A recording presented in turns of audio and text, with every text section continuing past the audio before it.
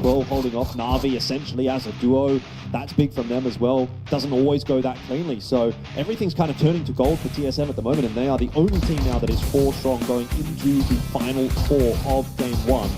Might finally be that successful game that TSM have been looking for in the finals. Yeah, absolutely. It really felt like they had some opportunities yesterday if they could just clean up a few things here and there, and today certainly looked like they have done so. Tweak some of those micro plays, some of those bites, looking Fire. Go early. Luke 12 gets a knock onto the bed. Oh my god, he's got another one. Luke is just such a good player in these kinds of anchor positions, overlooking the rest of TSM on their rotate. This is exactly what he's intended to do, and he does such a great job of it. That's going to be a massive bonus for TSM if they can sweep out Eternal Fire here, a wounded Eternal Fire. And he does get knocked by Lil Ghost. Yeah, I mean, just so impressive what Luke 12 has been able to do throughout his career. Always been just one of the Southern Edge. Now, this could be the elusive second win that 17 were unable to get on day 1 that they will potentially get here on day 2. A lot of that comes down to quickly TSM could potentially clean up this fight against Eternal Fire, but now having lost Alo as well, it's going to put them down to just a duo. 17 are also a duo. It's 2v2v2 as Ketpa thrown across the road. Works every time. Absolutely. This is such a tough angle for EF because it slopes downhill and there's, like you said, not a lot of cover. So you've got a couple players who have angles onto it. Xiao Wu. Oh, but the Mad just hits a great spray. What in the world is that? Xiao Wu puts Ketpa down. EF out. Luke 12 with the Groza doing something, but it's a 1v2. Got to get to Sparking pretty quickly if he wants to try and find the res, but I'm not sure it's about that at this point. I think maybe Luke's going to have to get this one done solo. Nade bounces right off the head of Sparking and finishes him off. So, down to the 1v2 for real. Luke 12 will be seen from the side by Lil Ghost. The spray is looking pretty good. The damage is done. Luke 12 down to a sliver of HP, and 17 will find that second win. Kind of Barpo hold the phone. There's no way this guy can go any further forward, but Gen G's fighting on a couple different fronts. Finally, Glory's taken out of this lobby, but not before he has done a tremendous amount of damage. Well, speaking of solos, Ascend still have one alive. I am quite intrigued to see whether or not we're going to get another big solo Ascend play. We'll hold that thought for the moment, though, because Eternal Fire are starting to push their way out. They're starting to dictate the zone as if they haven't been already. Gen G, obviously, on the receiving end of the brunt of that. Gonna lose one for sure, but how many more? Ruin out on the flank. And have a look around these smokes alongside Code Marco. Love this. They're using these smokes against them. They've got a really good opportunity. Just catch it completely flat-footed. That's 2 there for Ruin. Grenade explodes right next to him. Tosi weak. Tosi gone. 18, 19 kills for EF in this game. And it's down to Himas and Pains, who will take away the second place. Just got a little ridge to hide behind. They know. They know that that's one of the last places he could be.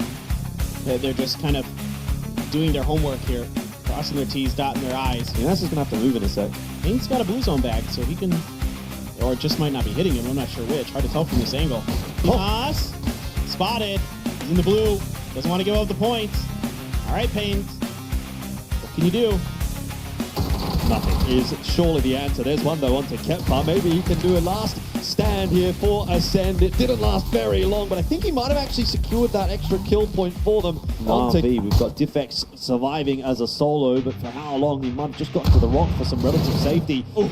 And he's actually getting some shots in onto KDF as well. He's playing spoiler for the Korean squad, who were trying to deal with Sonics as well.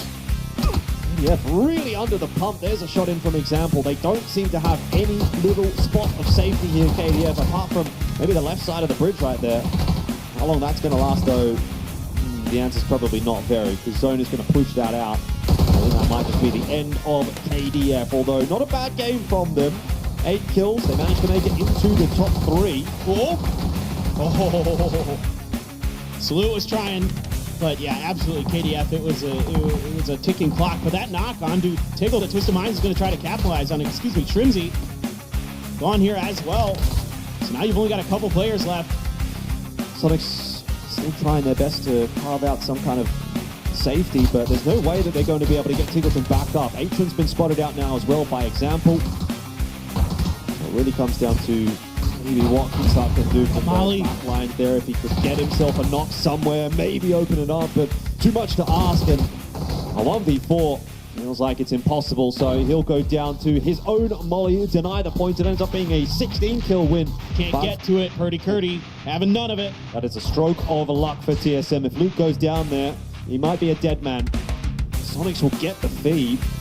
So the job continues to remain pretty difficult for TSM. From Tiggleton towards Purdy, letting them know that he's been spotted out. Now Salute's been seen as well. And H1 hunting for the angle. It's a bit of a sliver, but it's only going to require one bullet. In the end, it'll be Purdy to steal that one away from Sonics.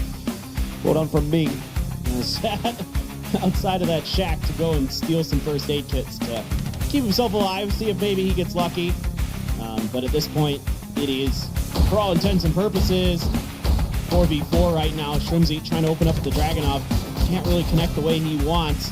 A lot of damage being done both ways with these DMRs. And here comes the grenade assault, but it's a quick kill for Kickstart. Another one for Kick. That's two. Grenade does find the mark for Alo.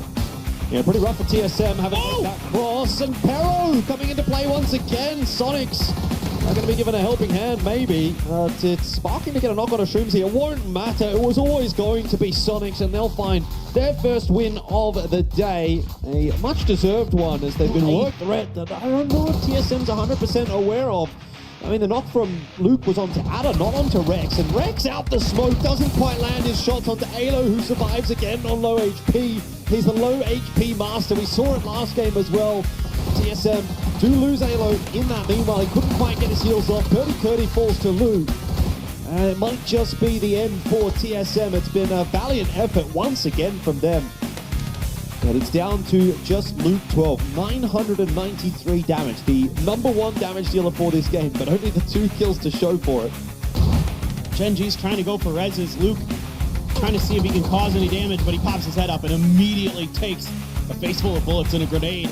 So Genji, Tosi trying to buy time, but the grenades are just too good right now. Tosi gets one.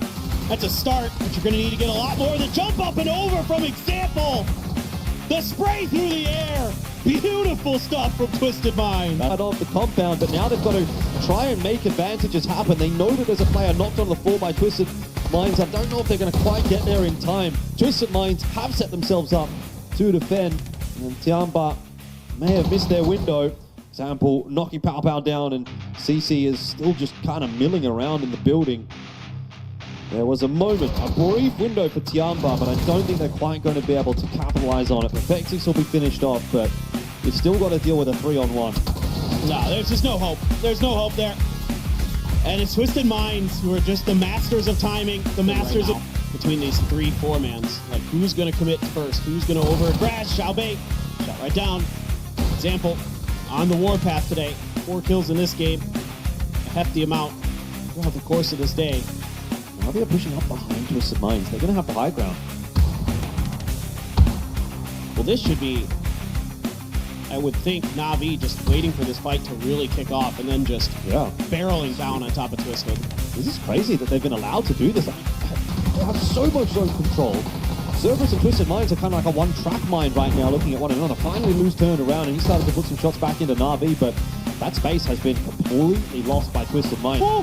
They are just stuck in such little positioning. They don't have anywhere to go. The duckfire lands that double nade, and that might just be the end here for Twisted Minds.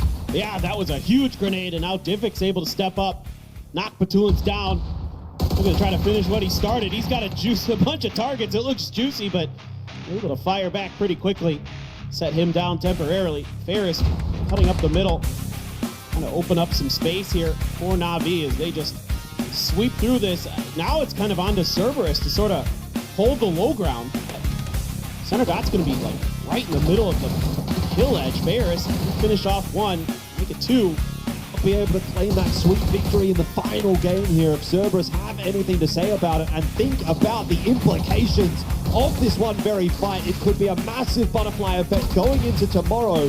Cerberus only 4 points behind Na'Vi. It's been a huge game from them, but Na'Vi are fighting hard. A couple of quick trade backs. Diffex will secure at least 1 kill point onto Hisaki.